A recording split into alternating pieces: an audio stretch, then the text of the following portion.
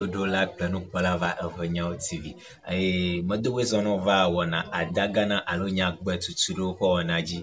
Eye le egbala nyagbe yiwo ke nu míale nuku ɖo nyagbe gbãtɔ eyae nye blegɔdoe. Wogblɔ be ame aɖe to blegɔdoe. Anyagbe sia egɔme ɖe. Blegɔdoe gɔme eyae nye akplamatsedonu. Akplamatsedonu eye gɔmeɖeɖe si ne ga le sia eyae nye srɔ̃. Le kpeɖeŋu me míate ŋu agblɔ be nyɔnu metoa blegɔdoe ganɔ ŋutsu bubuwo ƒe ha dem o. Nyɔnu metoa blegɔdoe ganɔ ŋutsu bubuwo ƒe ha dem o.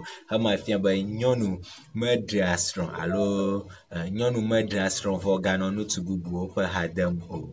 Eye enyagbe evelia si nu míagale ŋku ɖo le egba ƒe nukekea dzia eyae nye bunazã.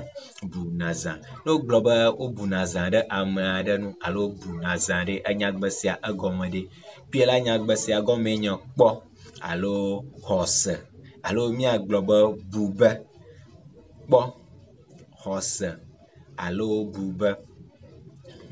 Le kpeɖeŋu me, megabuna zã ɖe amedzro si va gbɔwò la nu be eyae fi ga la o. Megabuna zã ɖe amedzro si dze wò la be eyae fi ga la o. Ema fia be megaxɔe se be alo megabu be amedzro si dze la eyae fi ga la o. Eye nyagbe etɔ̃lia si nu míale nuku ɖo si nenye mamlɛtɔa le egba ƒe nukekea dzia eyae nye kpɔ ame atama de zi mee.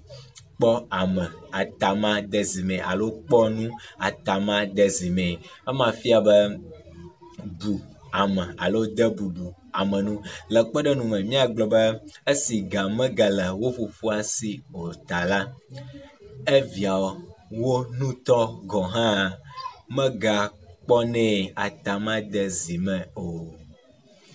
Ema fia be eviawo kura hã mogabunɛ o. Yo, míale nuku ɖe nu si nenye atama kple zi nu. Le tsã blema la, atama kple zi nye nu siwo mía tɔgbiwo yɔna ɖe míakɔe aɖo cigarette teƒe. Eye ezia enye ekpezi, enu yi ke wowɔ tso anyi me hemi. Edo le enu yi wodenɛ nu me, wokɔna atama ɖe me hafi yɔnɛ. Emae nye atamazi.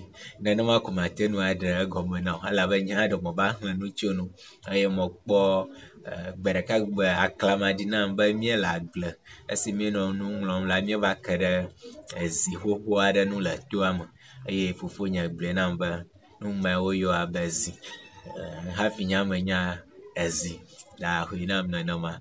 Akpe meɖe kuku na asubscribe ɖe míaƒe YouTube channel nenema nama video kplam geɖewo. Ne ehiã ne nu gɔme kuku alo alɔdodo afu kana ŋɔŋlɔ kaƒo dzesi ke ne le screen dzi. Akpe.